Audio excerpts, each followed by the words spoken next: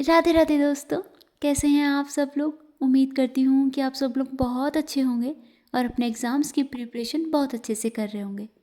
तो मैं आपका स्वागत करती हूँ आज के हमारे इस नए ब्लॉग में, जहाँ पर आज मैं मॉर्निंग में भी कुछ नहीं पढ़ पाई थी और स्कूल में भी कुछ नहीं कर पाई थी आज मैं। तो वो वाली चीज़ होती है ना हमें, कि कभी कभी हमें सेल्फ डाउट होने लगता है। तो उसी को दूर करने के लिए आज मैंने डायरी लिखना स्टार्ट किया। मतलब डायरी उस वे में लंबी लंबी नहीं, बट हाँ कुछ मेजर पॉइंट जो मैं खुद को बताना चाहती हूँ। लाइक मैं क्या कर सकती हूँ, मेरे अंदर कितना पोटेंशियल है। अगर मैं इस चीज़ में थोड़ा सा पीछे जा रही हूँ तो मैं उसको खुद को पुश करके आगे भी आ सकती हूँ। और ये शायद आप लोगों के साथ भी होता होगा कि जिस दिन हम ना पढ़ पाएँ उस दिन माइंड में थोड़ा ये रहता है कि भाई बाकी लोग कितने आगे निकल चुके हैं। थोड़ी सा तो सेल्फ डाउट बनता है। देखो मेरे साथ तो होती है ये चीज़, आप लोगों का मुझे पता नहीं। इसी सेल्फ डाउट को ओवरकम करने के लिए फिर मैंने डिसाइड किया कि मैं एक टेक्स्ट बुक पे एक मॉक लगाती हूँ। मॉक नहीं, वो एक PYQ है। जो भी KVS ने रिसेंट में जो एग्ज़ाम कंडक्ट करवाया है वो JSA का ही है। उसके बाद से कोई एग्ज़ाम नहीं हुआ है और PRT का जो लेवल आया था वो बहुत ही लो आया था। और EMRS का लेवल देख के हम समझ सकते हैं कि यार थोड़ा बहुत तो हमें देखो लगाने पड़ेंगे एफर्ट्स। तो उसी के लिए फिर मैंने ये मॉक लगाने का डिसाइड किया।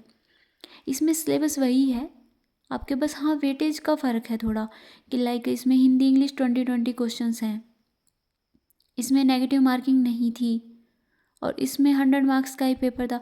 बट ये वो चीज़ नहीं थी कि मुझे मार्क्स कितने आ रहे हैं। मुझे ये सिर्फ और सिर्फ लेवल देखना था कि हाँ मतलब एग्ज़ाम का लेवल कहाँ है और मैं कहाँ स्टैंड कर रही हूँ। खुद को देखना था, खुद के लिए मॉक लगाया था मैंने। अगर आप लोग भी करना चाहते हैं तो टेक्स्ट बुक पे इजीली अवेलेबल है, आप लोग लगा के देख सकते हैं। तो इसमें आप देख सकते हैं मेरे 72 मार्क्स आए हैं आउट ऑफ 100। 86% है। परसेंटाइल भी कुछ खास अच्छी नहीं है। इसका मतलब मुझे खुद के ऊपर काम करने की ज़रूरत है काफ़ी। लाइक हिंदी इंग्लिश इनमें मतलब स्कोर किया जा सकता है इजीली। जो आपके मैथ्स में कुछ चैप्टर देखे मैंने कि हाँ ये चैप्टर मतलब आते ही हैं, वो काफ़ी टाइम हो चुका है, प्रैक्टिस नहीं की है, रिवीजन नहीं किया, उस वजह से वो चीज़ें गलत हो रही हैं। तो बस एक टाइम देना है चीज़ों को, एक ढंग से प्रैक्टिस करनी है। यहाँ मैं आपको हर सब्जेक्ट के अलग अलग मार्क्स दिखा रही हूँ ताकि हाँ आप लोगों को भी आइडिया हो जाए कि मतलब मुझे कितना ज़्यादा टाइम लग रहा है। 20 क्वेश्चन में 25 मिनट्स रीजनिंग के, माइंड एकदम से प्रोसेस ही नहीं कर पा रहा। 50 मिनट तो सिर्फ मुझे मैथ्स में लग गए थे। लाइक बहुत ज़्यादा टाइम लग रहा था। फिर मैंने बैठ के इसका अच्छे से एनालिसिस किया कि किस चैप्टर में मैं मिस्टेक कर रही हूँ, किस चैप्टर का कौन सा किस सब्जेक्ट का कौन सा चैप्टर मेरा वीक महसूस हो रहा है मुझे। उसको मैंने फिर अच्छे से एनालिसिस करके मैंने यही डिसाइड किया कि भाई देखो मतलब सिर्फ आपने मॉक लगा लिया, टेस्ट दे दिया, उसका कोई बेनिफिट नहीं होता आपका जब तक आप उसका प्रॉपर एनालिसिस ना करो। उसमें जो आपको कुछ वीक पॉइंट लगते हैं, कुछ ये लगता है कि हाँ ये मेरी चीज़ थोड़ी स्ट्रॉन्ग है, इसमें सिर्फ प्रैक्टिस की नीड है, तो वही चीज़ मैंने लिखी थी कि कौन से मेरे वीक पॉइंट हैं, कौन से सब्जेक्ट्स में मुझे मेहनत ज़्यादा करनी पड़ेगी और कौन से सब्जेक्ट ऐसे हैं जो वैसे तो मैंने कर रखे हैं बट रिविज़न की वजह से, प्रैक्टिस की वजह से उनमें मेरे मार्क्स कम आ रहे हैं। बस उसी चीज़ को नोट किया मैंने। फिर मैंने देखा कि उसमें 20 मार्क्स की जनरल अवेयरनेस आएगी हमारी, और अगर EMR इसके हिसाब से आती है तो मैक्सिमम करंट पूछेगा। और भाई करंट मतलब आप आज से ही करना स्टार्ट करोगे, इंक्लूडिंग मी, कि मतलब हाँ आज से ही करना स्टार्ट करेंगे हम, तब जाके बात बनेगी। क्योंकि ये नहीं है ना कि आपने सिर्फ पढ़ लिया, देख लिया, सुन लिया, चलो हो गया। उसको याद करना भी ज़रूरी है। एक बड़े बड़े इतने सारे नोट्स बना लिए और फिर याद ना करना तो बेवकूफ़ी ही है। और जनरल अवेयरनेस वाली क्लास में सबसे बड़ी बात पता है क्या है, बोलने में ये 1 आवर 2 आवर्स की होती हैं, बट लिखने का इनमें इतना ज़्यादा हो जाता है।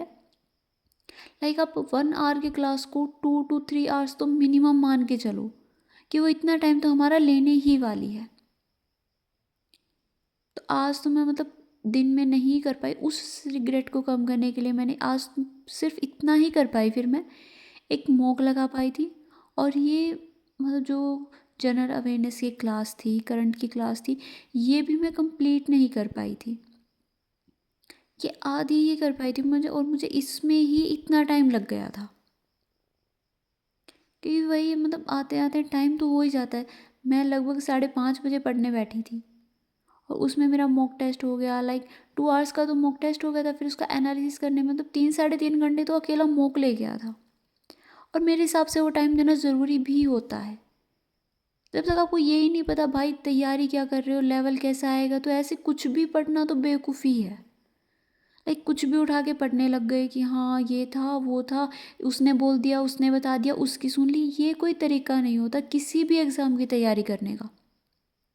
आप बिल्कुल छोटे से छोटे एग्ज़ाम की तैयारी कर रहे हो या यूपीएससी की तैयारी कर रहे हो, एक प्रॉपर पैटर्न लेके चलना पड़ता है। तो ये मैंने कुछ अपने नोट्स बनाए थे और ये हाफ क्लास के ही नोट्स हुए हैं अभी तक। तो बस मैं आगे फिर इन्हीं में से रिवाइज़ करूँगी। तो आज के व्लॉग में इतना ही, मिलते हैं कल।